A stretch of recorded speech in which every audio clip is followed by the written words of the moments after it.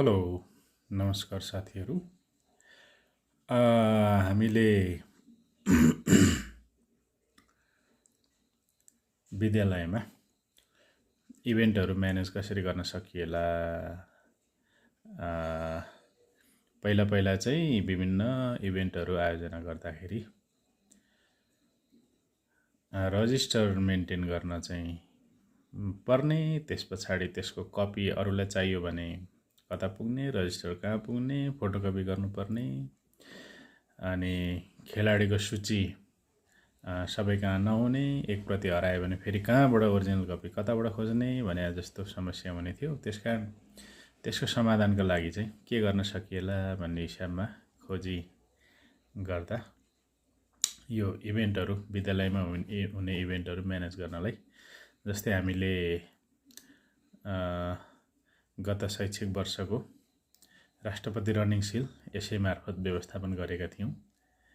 यो चाहिँ कस्तो भने यहाँनिर हामी खेलाडीहरू इन्ट्री गर्ने यो चाहिँ ठाउँ हो। यहाँ चाहिँ हामी स्कुलहरू छान्न सक्छौँ। यहाँ स्कुल पहिल्यै हामीले राखेका छौँ, यो ड्रपडाउनबाट छान्ने। त्यस पछाडि खेलाडीको नाम लेख्ने यहाँ, अनि कक्षा कतिको भयो, अनि यसको जन्ममिति, खेलाडीको जन्ममिति, जुन जन्ममिति चाहिँ उसको हुनुपर्ने जन्ममितिभन्दा बढी भएमा, उमेर चाहिँ बढी भएको भए 18 वर्षभन्दा कम भन्ने चलन छ क्यारे राष्ट्रपतिमा, त्यो लिन मान्दैन, यहाँ भ्यालिडेसन हुन्छ। अनि उसको चाहिँ ट्र्याक इभेन्ट हो कि फिल्ड इभेन्ट हो, त्यो चाहिँ हामी यहाँ असाइन गरेर, यहाँ हामी ट्र्याक हो भने ट्र्याकको गेमहरू यहाँ आउँछ, अनि हामीले फिल्ड छान्यौँ भने फिल्डको मात्रै गेमहरू यहाँनिर आउँछ।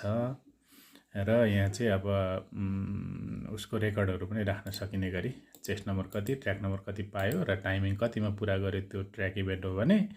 फिल्ड इभेन्ट हो भने चाहिँ अब हाई जम्पमा कति, फर्स्ट एटेम्पमा कति डिस्टेन्स अथवा हाइट उफ्रियो, सेकेन्ड एटेम्प, थर्ड एटेम्प भनेर सबै राख्ने गरी हामीले यो चाहिँ गरेका थियौँ। अब यहाँबाट पार्टिसिपेन्ट खेलाडीहरू चाहिँ सेभ गरिसके पछाडि हामी कहाँ यो अर्को ट्याबमा गए पछाडि चाहिँ यहाँ पार्टिसिपेन्टको लिस्ट हाम्रो देखिन्छ। अनि यो पार्टिसिपेन्टको लिस्टहरू जुन छ त्यो लिस्टबाट चाहिँ हामीले यहाँबाट यो रिजल्ट भन्ने ठाउँमा गएर यो फर्स्ट भयो कि सेकेन्ड भयो कि थर्ड भयो भनेर जो फर्स्ट सेकेन्ड थर्ड भएको छ त्यसलाई असाइन गर्ने। असाइन गरिसके पछाडि केही डाटाहरू एडिट गर्नु पर्यो। अघि इन्ट्री गर्दाखेरि चाहिँ अलिक समस्या परेको थियो भने यहाँबाट एडिट पनि गर्न सक्छौँ हामी, नत्र भए यहीँबाट उसको सर्टिफिकेट पनि प्रिन्ट गर्ने, केही गर्नै परेन। हामीले चाहिँ सर्टिफिकेट लेखेर खाली ठाउँ राखेर लेखेर दिने जुन चलन हुन्छ त्यो चलन चाहिँ हामीले हटाएका छौँ।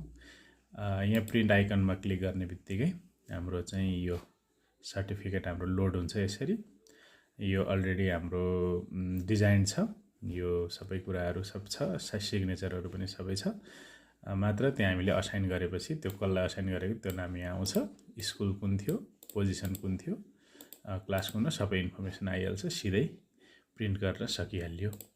अनि त्यसो गरेर यसरी यो म्यानेज गर्न खोजेका छौँ हामीले।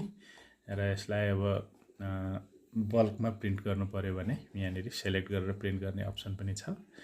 अनि अर्को चाहिँ हाम्रो रिपोर्ट्स, अब कुन कुन स्कुलले कुन कुन मेडल पायो अथवा कुन कुन स्कुलले चाहिँ अब हाम्रो कतिजना सहभागी ल्याउनु भयो भनेर यहाँनिर चाहिँ विनरहरूको मात्रै रिपोर्ट निकाल्न नि सकियो, पार्टिसिपेन्ट्सहरूको मात्रै लिस्ट निकाल्न नि सकियो, स्कुल वाइज को थियो भन्न नि सकियो, मेडल समरी पनि निकाल्न सकियो, स्कुल वाइज कतिवटा, अनि अब बेस्ट प्लेयर केटातर्फ को बेस्ट भयो, केटीतर्फ को बेस्ट प्लेयर भयो भनेर पनि यहाँ हामीले सम्पूर्ण रिपोर्टहरू निकालेर प्रिन्ट गर्न सक्छौँ।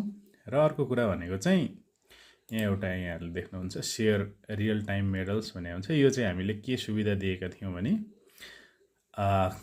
कसको स्कुलले कति मेडल ल्यायो त भनेर हामीले चाहिँ त्यो अनलाइनमा पब्लिस गरेका थियौँ। यहाँ हामीले असाइन, जस्तै हामीले यो विद्यार्थी थर्ड असाइन गर्ने बित्तिकै त्यो यसमा चाहिँ यो सेयर रियल टाइम मेडल्समा क्लिक गरेपछि एउटा चाहिँ मेडल तालिका भनेर हामीले एउटा प्रोभाइड गरेका थियौँ सम्पूर्ण हाम्रो विद्यालयहरूलाई।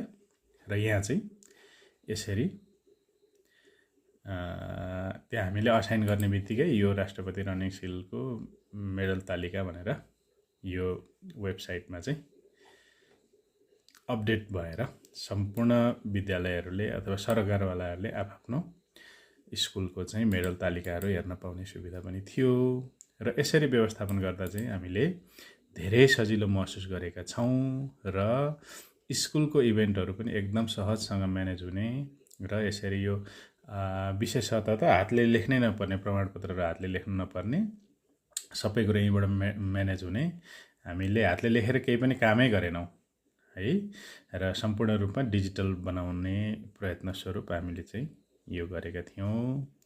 ल यहाँहरूलाई धन्यवाद।